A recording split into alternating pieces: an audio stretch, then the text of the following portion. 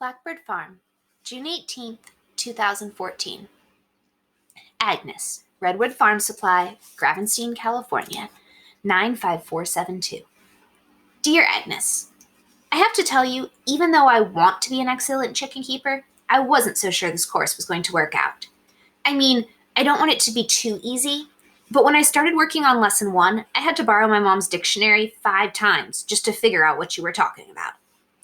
Then, once I knew what you were saying, I got worried that maybe I was feeding Henrietta all wrong. I mean, I don't know exactly how old she is, and I don't want to damage her kidneys. And what if the stuff I found wasn't right? But when I looked in the nest box this morning, there was something that looked like a glass egg. Although, I guess it probably isn't really glass, if Henrietta laid it. Anyway, it looked like glass, and it feels like glass. I can't see anything inside, and I can see all the way through it. Don't worry, I put it in the fridge right away, in the back of the vegetable drawer, so my parents won't mess with it. So I guess she's a laying hen? She seems pretty proud of herself, strutting around and squawking her head off when I told her she did a good job. It was a good thing I already told Mom and Dad about her. You could probably hear her all the way to the library. I still don't know when Great Uncle Jim bought that food or anything, but it would still be okay for now, right? And I didn't know how many pounds I had, so I couldn't calculate how long it would last me. I couldn't lift the garbage can either, so I had to get my dad to help. Turns out I have 33 pounds of layer crumble in that can. Well, a little less because of the can's weight, but I didn't want to empty it to check that. So I should have enough for the whole summer. I did like the math part. I'm good at math, and you explained how to do it all very clearly. I was pretty sure I got everything right, but I had my mom look it over, just in case. And she said she was very impressed with my work. My mom doesn't just say things like that. And my dad liked learning about the diatoms. We made up a song about diatomaceous earth while we were driving into the post office today, just because we thought it sounded funny. So I guess it worked out okay in the end. I'm glad you had a list of what chickens should and shouldn't eat. I found an old yogurt container to put in the fridge so we can save our scraps for Henrietta. Great Uncle Jim really didn't throw anything away, ever, or even recycle it. I labeled it so Dad wouldn't forget. I'll remind him when we cook and do the dishes too. Mom will like that. She hates wasting things. I think I'm ready for lesson 2 now. Sincerely, Sophie. P.S. It was pretty exciting to find the glass egg in the nest box. Like finding treasure. I love having a chicken. Blackbird Farm, June 18th, 2014. Mr. James Brown, wherever you are. Dear Great Uncle Jim, today seemed like it was going to be great. My parents decided I can keep Henrietta. Mom took a break from writing and had breakfast with me and Dad. And I made pancakes that were sort of shaped like chickens, if you used your imagination. It was sunny, but not too hot, and I found some old rope in the barn, and Dad even helped me make a swing out by the hen house before he had to go off to his job interview. I'm sorting the pile out there into different kinds of things, so I can find them when I need them. You could build just about anything out of all that junk, if you had enough time and imagination, and could remember which pile it was in. I guess that's why you saved it. Henrietta followed me around when I carried things from pile to pile, doing this very quiet cluck and turning her head to look at everything. She loves it when there's a bug under a piece of junk. She pounces on it and gobbles it right up. Then I sat in the broken chair and read the rest of the Hoboken chicken emergency to Henrietta, while she sat in the dust and fluffed her feathers. I was worried she'd be scared when the Henrietta in the book had to go live all on her own, but she just closed her eyes quietly and listened. I think she really liked it. I hope this town leaves my Henrietta alone, even though she's unusual too. After I took the book back to my room, I was heading out to the barn when I heard a noise. Something almost like a scream, but definitely not human. I ran as fast as I could straight to the hen house. I couldn't see Henrietta anywhere. The door was shut, but I wrenched it open and looked inside. Henrietta was there, just glaring at me. So I shut the door and latched it again and just about sat right down in the dirt and chicken poop. I was so relieved. Henrietta is one smart chicken.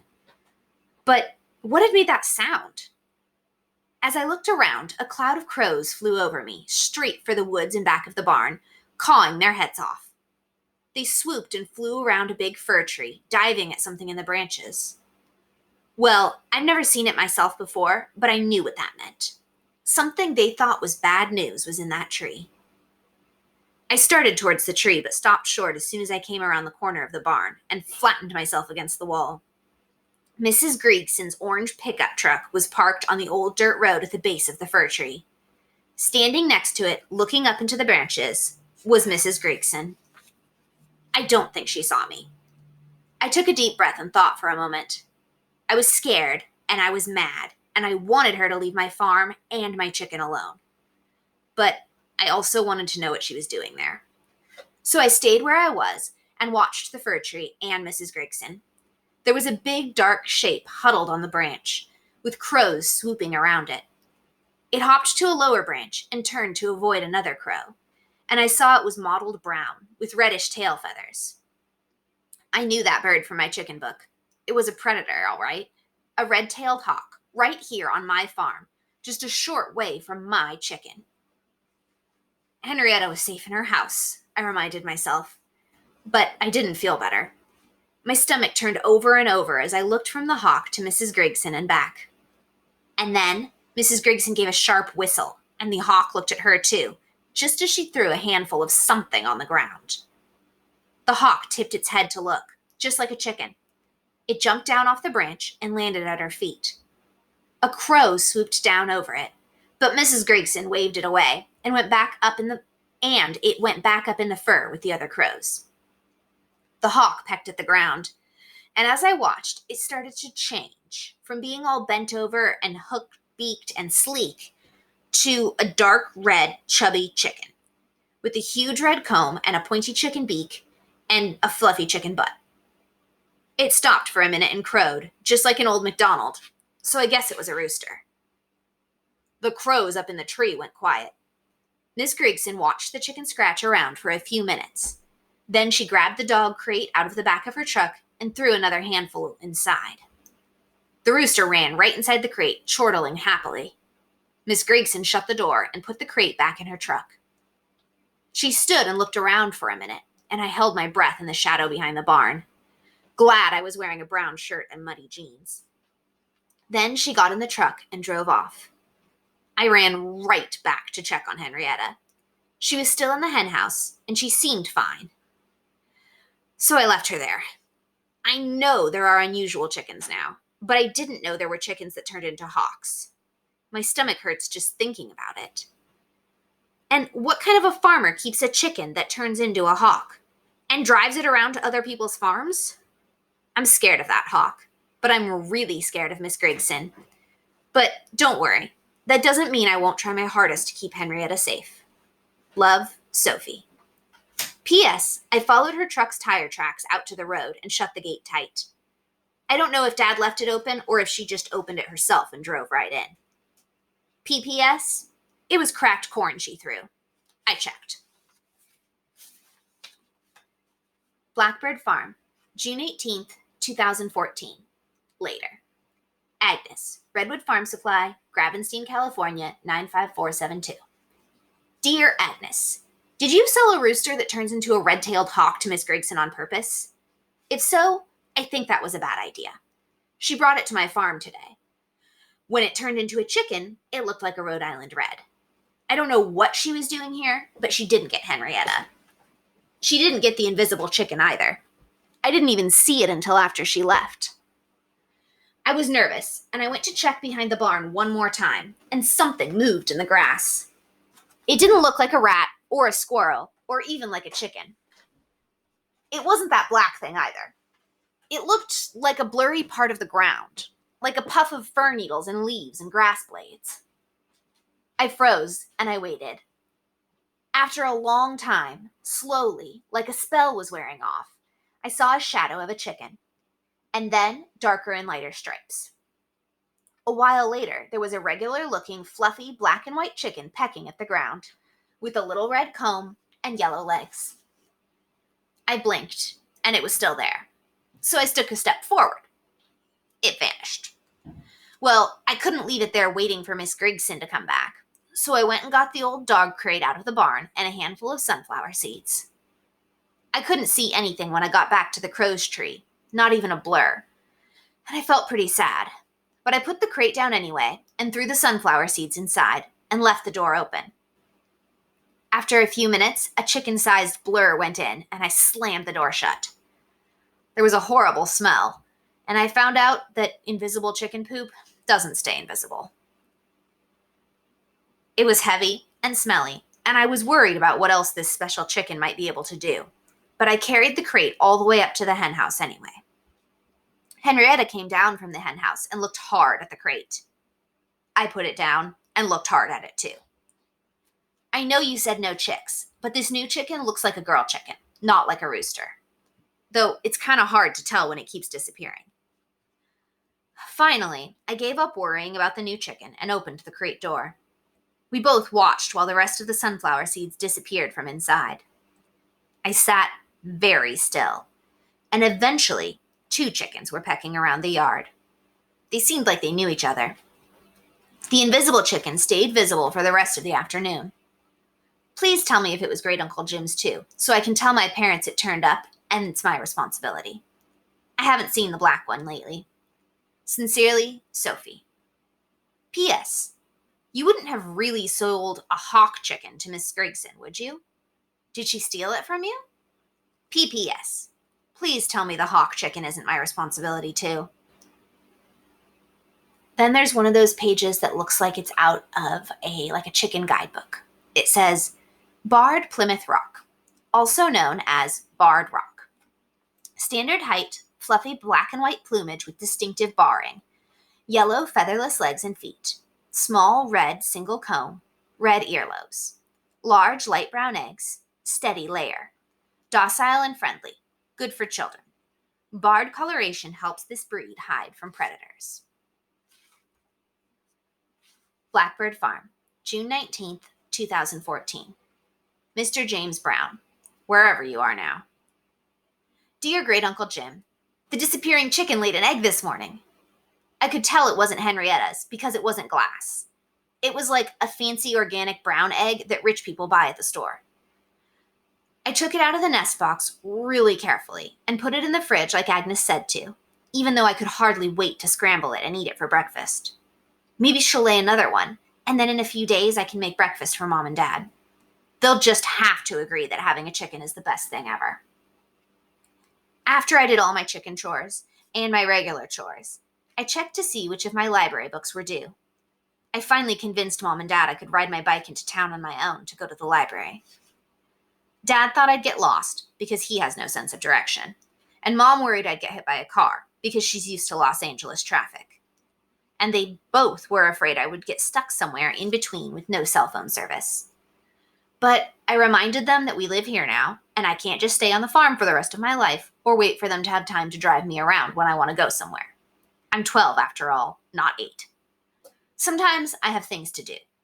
And it's only 5 miles to town, so even if I got a flat tire or my bike chain fell off, I could just walk my bike home. Plus, there's only one road to town, so if they got worried, all they'd have to do is drive and find me. They finally agreed, and I promised that if I went anywhere but the library, I'd lock my bike up outside so they'd be able to see it and could find me if they needed to. I did ride a little extra carefully into town. The edge of the highway isn't very wide, and people get in a hurry sometimes, and I didn't want to fall down into the grassy ditch next to the road. Dad says you took him down to catch tadpoles in the ditch in the spring, and then they turn into frogs. But right now it's too hot and dry for there to even be any water in it. There are lots of small hills between our farm and town, so my legs were pretty tired by the time I got there. Most of the buildings in town look like they're from old-timey days. Maybe when you were young, with those tall fronts that are just for show, like in Wild West movies. There are lots of stores that are just for tourists. I don't bother with those. I love to look in the window of the bookstore, though. I bet you did, too. You sure had a lot of books all over the living room. But not very many kid books. The library's old, too, but newer than the rest of the town. I locked my bike up and went inside. Miss O'Malley helped me find some more chicken books. She thought I'd like one called Prairie Evers, and I think one called The Great Chicken Debacle sounds interesting. I gave her back the Hoboken Chicken Emergency. even though the new chicken hadn't heard it yet. Maybe I'll get it again tomorrow if neither of these are as good. In the library, there was a white girl with brown hair and brown eyes reading in a chair by the window. She looked like she might be about my age, and she was reading a book about llamas. I wonder if she has a llama. She looked up from her book and smiled at me, and I smiled back. But I couldn't think of anything to say to her, and I didn't know anything about llamas. So I put the books in my backpack and wheeled my bike up to the feed store. Maybe I'll see her again sometime. If I do, I'll ask her about llamas, I think. Unless I'm feeling too shy to talk. Anyway, I like the feed store a lot. It's got almost everything. Hardware store stuff, and feed, and bits of tractors, and plants, and huge bags of stuff to kill bugs and weeds, and cans of paint, and even animals. There aren't any chickens right now, because it isn't the time of year when they get them. But Jane, who works at the paint counter, says they get hundreds of chicks every spring, and sometimes ducklings too. She saw me admiring all the colors of the paint chips and told me I could take some, but I just shook my head. My mom says it isn't right to take things we won't use, even if it's just paint chips. We're still clearing all sorts of stuff out of the house anyway, so I can't really even see the walls yet. But I already know which one I'd use to paint my room, if we could afford it. It's the most beautiful yellow ever, like baby chick fluff, and it's called Sunflower Sky. Isn't that a great name? Anyway, today I wasn't there just to look around, like when I come in with Dad and he takes forever deciding which kind of wire to get. Today, I needed to find out about chicken food and how much it costs. Because even though I already calculated that I have enough food left to feed Henrietta until after school starts, now I have that invisible chicken too. Plus, Agnes says the black streak is one of my chickens. I just don't know how to catch it yet. And I need to have a plan before I can tell Mom about the others. Chicken food comes in these really big bags. I was afraid they'd be expensive, but they're mostly under $30. Of course, that's still expensive for me and my parents right now, since we haven't got any money. I went to the next aisle with the feeders and waterers and scoops and everything so I could think. There was a beautiful metal can that said it was a waterer and had a lucky clover on it, and another one that was open on the top and said it was a feeder. If I ever have extra money, I'm going to buy them for Henrietta. They would look just right in her hen house. As I walked down the aisle, I heard someone asking what to do for her sick chicken. My stomach flopped over funny and I stopped to listen. Even though I didn't want to even think about my chickens ever getting sick, I don't know anything about sick chickens, so I figured I should maybe learn what to do just in case. The person she was talking to sounded like exactly the right person to ask. She was friendly, but practical, and she had lots of cheap things to suggest, like baths with Epsom salts and even feeding the chicken some olive oil. She suggested putting the chicken in a quiet, dark place by itself for a few days, and said the lady could come back in any time if she needed more help. They sounded like they were coming closer, and I looked up as they walked by the end of my aisle, still talking. Great Uncle Jim, I'm sorry to tell you this, but the really helpful lady was Miss Grigson. I hope you don't wish she had your chickens instead of me. Love, Sophie. P.S. I don't want you to take this the wrong way, but I'm glad you can't write back and tell me it would be best if I gave them to her instead. P.P.S. I really am trying to learn as fast as I can. P.P.P.S. Dad didn't get the job. He was pretty upset. I wish he knew enough about farms to work at the feed store. P.P.P.P.S. Maybe I'll get him some more books on farms when I go back to the library tomorrow. This last entry, for right now, is another one of those messed up looking ones with extra letters and commas and strange spaces. Redwood Farm. Send with lesson 2, top drawer. DXDXDDD. Dear Sophie E. You are doing great. The new chicken is a barred rock. She just blends in like a chameleon. She doesn't actually disappear. Her feathers change color. Delicious eggs, 7-7, and lots of them. Collect every day and refrigerate 8 for at least 3 days before using, just to make sure no chicks develop. We don't know where she's been living, dot, dot. The black cochin likes tomatoes, dot, dot, dot, dot. Good luck catching her, semicolon, apostrophe. She's very fast. Good eggs, too. Sorry about the hawk. I gave it to her, but I didn't mean for things to turn out like this. I will write some friends, 7 at, and see if they can take the chicken for you. /period, /. Regular chickens are much easier. Thank you, Agnes.